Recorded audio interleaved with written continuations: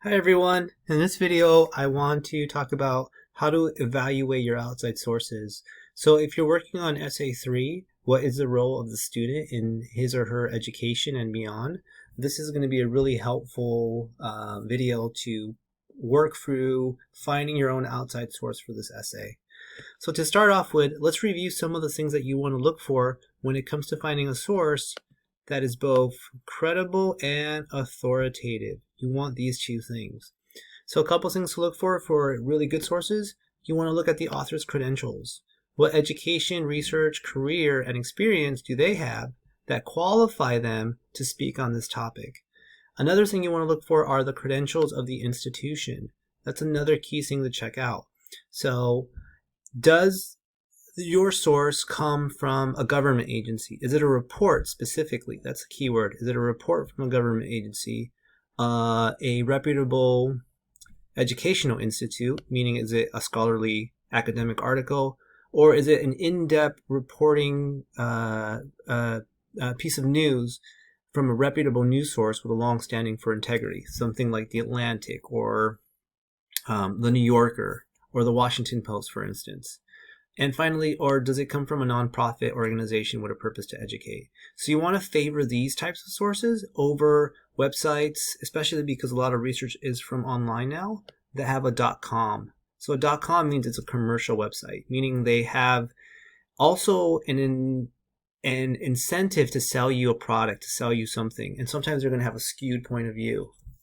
Now that doesn't mean that some of like maybe a .org site may not have a skewed point of view in terms of some issues, but they're less biased. These sources are less biased in the sense that they're created for the public good of people, while these sources are made to sell products first and foremost. Now, a great way to distinguish between a great source and a good source is to check if it's peer reviewed. So if a source is peer reviewed, it means it was written by an expert on the topic. So that covers your base in terms of author's credential. It also means it was written by a reputable educational institute. So that covers your second base. And the third thing that's really great about anything that's peer reviewed is that in order for it to have been published, it has to pass an evaluation by other experts who are in the same field. If it doesn't pass that evaluation, it doesn't get published. So it's gone through a very rigorous process of evaluation. Another thing to look for is a list of references, usually at the end of the document. That's really helpful. That's just a sign that this person is showing the homework that they've done. Kind of like when you write your own works cited page, you're reminding your readers of the research that you did to form your own opinion. And you want to be wary of sources that you read when you read an article and they're just making claims. They're not backing it up with any form of evidence or citing any other sources that they use to form their opinions. When it comes to an issue, especially current event issues, something that's important is that the date of publication.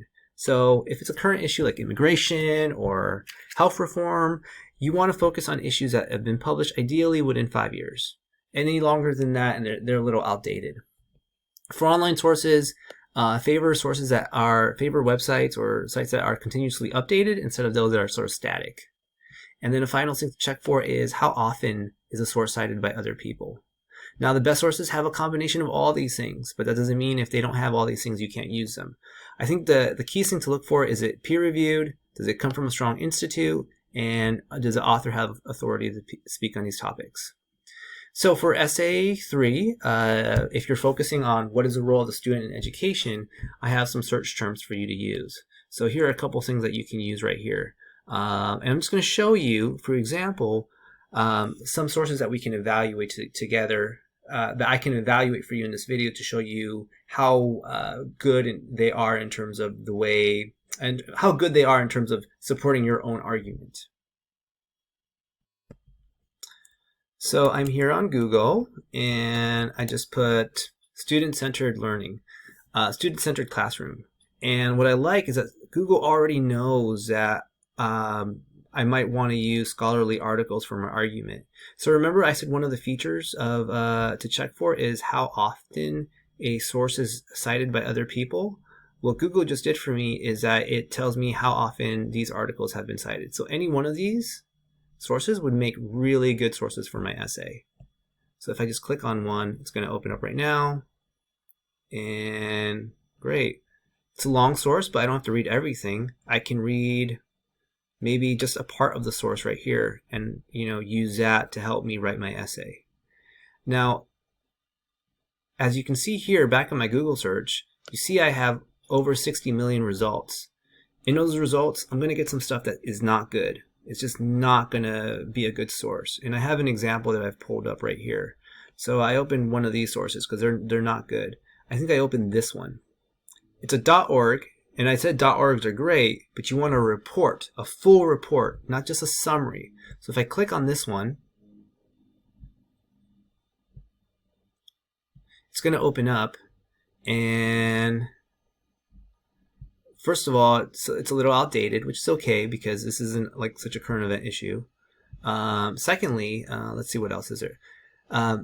Beware of sources that do this bullet point kind of argumentation. Bullet 1, bullet 2. They're really short and they don't really go in depth to the topic. They just kind of tell you the main point and they move on. Yes, these are going to be easier to read, but the problem with these sources is that they're not backing up any of their information at all. So they're just sharing their sources here. They're just sharing their opinion and maybe giving you links, but you're not really going to check all of those links because those are new sources that you have to look for. So if I keep reading, you know something a little bit about the person. The person teaches physics and other topics at this community college, so maybe they do have some credibility, but they're missing a lot of stuff here that would really help me understand their argument a lot better. So this is, I would say, not the best source because they don't support their evidence with information. So this source, let's give you a different example, would probably, this source right here would probably be better.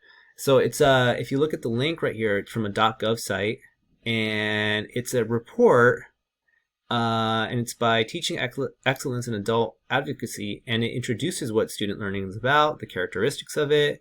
It gives you more thorough information. You see stuff it's doing right here? It's citing information to form its own opinions, and that's the kind of things that you want to look for when you're researching, when you're looking at a quality source. Quality sources will do stuff like this. And in addition, another way, just by not even reading the article, you see I'm not even reading it, I'm just skimming through it, is to look at a reference page. So I mentioned in the evaluation, having that list of references at the end, that's a clear indication that this is a stronger source than something like this that doesn't have any works cited or bibliography or reference page at the end. It just has some comments here. So this source has gone through less of a vetting process. This source has been vetted a lot more. And it tells you, it's more transparent in terms of telling you where it got its information from. So it was with funding by the U.S. Department of Education. Great. So I know it's, that's a reputable government agency. So it's getting information from there. So you want to value these types of sources over other types of sources when it comes to your writing. And the final thing I want to recommend is to use the databases that your school offers instead of going straight to the internet and doing a Google search. And the reason it's better to use a database is because not only can you filter so that you find great sources, but you also get a clear and easy way to get the MLA works cited entry that you can then save. If you get stuff off the internet, you have to figure that out on your own. So for example, if I go to the library and then I go to search for articles, and then EBSCOhost would probably be the best one right here. So I'm going to click on it, and then EBSCOhost is going to open. And now EBSCOhost is open. So what I like about EBSCOhost is that it gives you an advanced search option. So it gives me all like 3 boxes to search from instead of 1. And another thing that you can really do that's really helpful is you can set it to only find peer-reviewed journals. So remember, I said if something's peer-reviewed, it makes it automatically a great article, because a great source, because the author is reputable, the institution that published it is reputable, and it's gone through a process where it's been vetted by other experts in the field.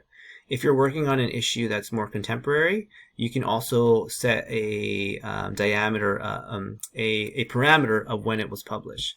So let's say for our purposes, we'll do 2015. Okay. And I also want to do full text only. Just do that just in case you find a source and you can't use it. So I'm going to search for student-centered classrooms again, and I'll see what comes up.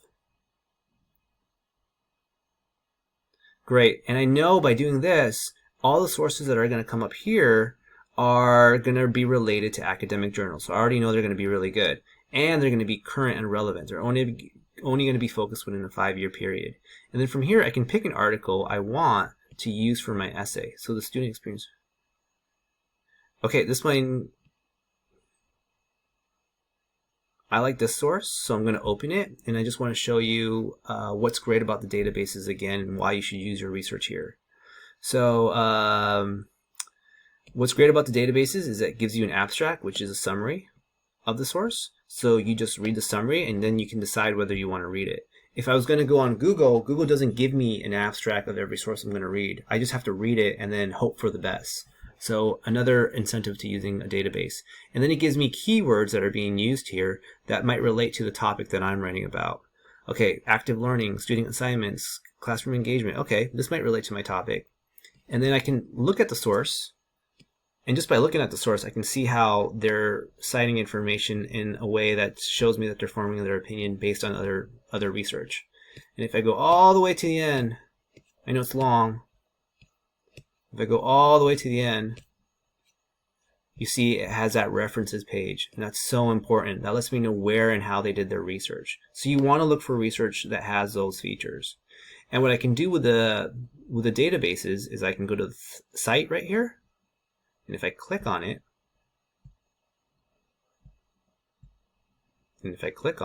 yes, it will give me the MLA Works Cited citation, and I can just copy and paste it into my document.